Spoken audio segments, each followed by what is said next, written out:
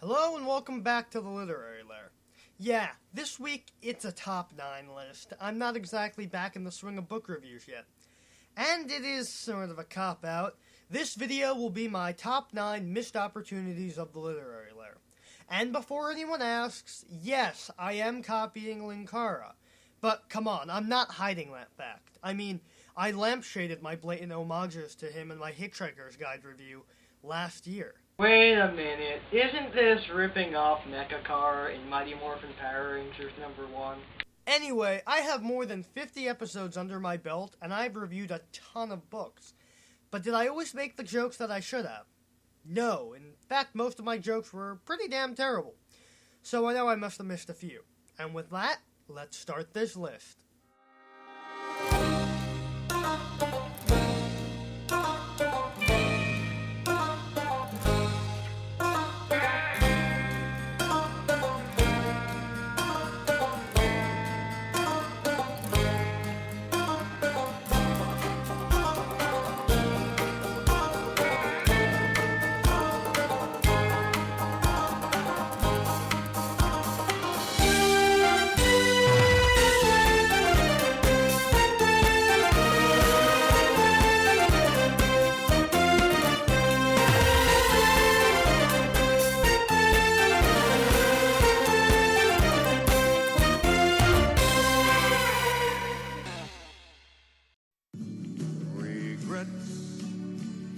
I've had a few, but then again, too few to mention.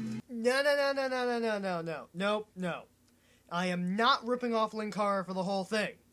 Plus, I'd probably get content ID'd for using that song anyway. So, on to the list.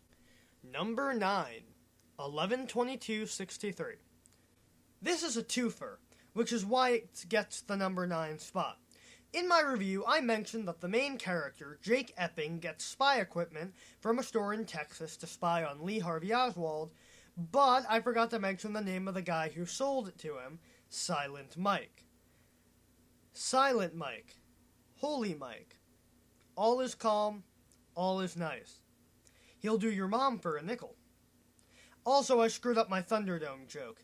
Back then, I relied on my memory for a lot of the jokes, and I didn't include them in the script, because I was kind of stupid. So, when Jake returned to June 2011, he discovered that the United States had been ravaged by an atomic holocaust and frequent natural disasters, leaving Lisbon Falls to look like something out of a Mad Max movie. Come on, Stephen King, can't you get beyond the Thunderdome? Number 8, Red Shirts. I can't believe I missed this, considering how the next 4 reviews after this review were all about the joke I could have made.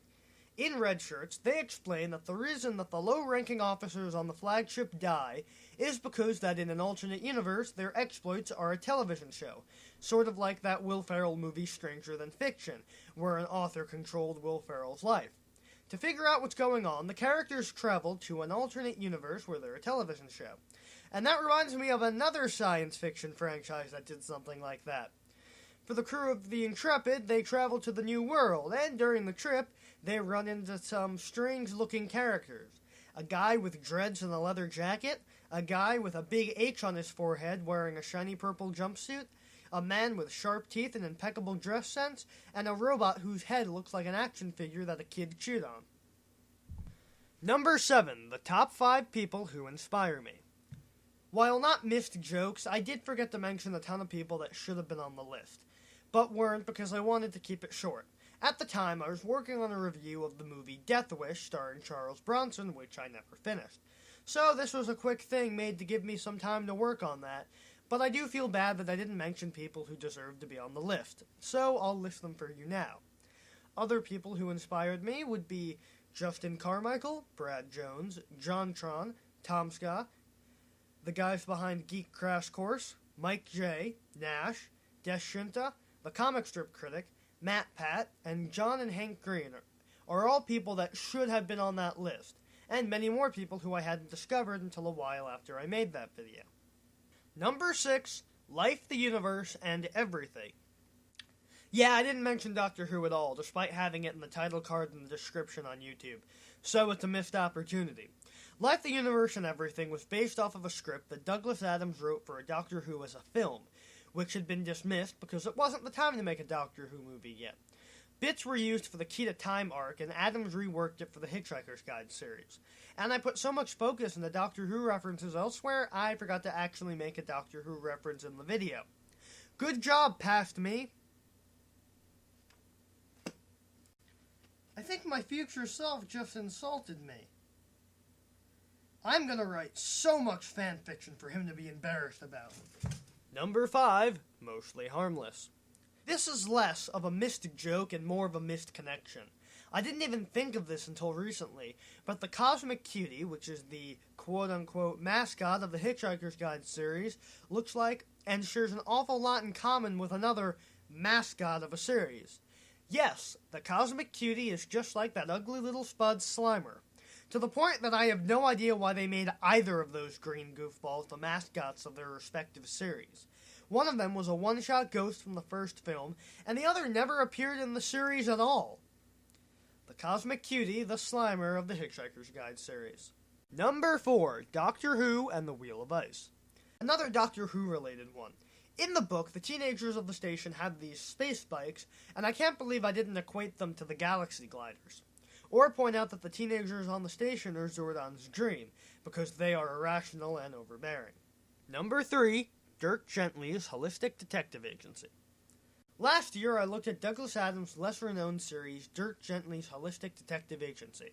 In Dirk Gently, the ghost of an alien engineer roams the Earth who influences people to do his bidding, and the one who figures it all out is Dirk Gently. But I think that he might have needed assistance from someone else. Who they gonna call? Number 2, Goosebumps Anthology. In the Goosebumps anthology, the Perfect School story, the main character, Brian, finds out that the school is keeping kids prisoner and sending robots home in their place. But that begs the question, what if the robot breaks? Did the school just not think of that? In the Goosebumps TV show, they changed it from robots to clones. And I bet those robots from the story had this thought. Still, I wish I could go for a walk without rusting in the rain. And number 1, Death Wish. This is the big one, because I missed the entire review. Yeah, so back in my first year of reviews, I wanted to review Death Wish, because I saw it in school, and it's an awesome movie, and it was loosely based on a book, so I figured it would fit the show. The only problem was, until late March of this year, I didn't know how to edit a movie review. My Cinema Snob parody was the first time I was really able to get the movie reviewing down. Mixing the voiceover and the film bits plus jokes, I didn't really know how to do that in November of 2012. I can do it now to an extent, but back then, no. So all in all, I might finish that video one day, but I still have the script lying around, but I'm not sure. And that was my top 9 missed opportunities of the literary lair. Yeah, so there's probably more, but hey, this is all I could find, and I bet you guys could find more, so send them to me, and maybe we'll do this again sometime. Anyway, that's all the time we have for today. If you'd like to see more of the Literary Lair, you could hit the subscribe button down there, and if you'd like, you can also leave a comment also in the box below.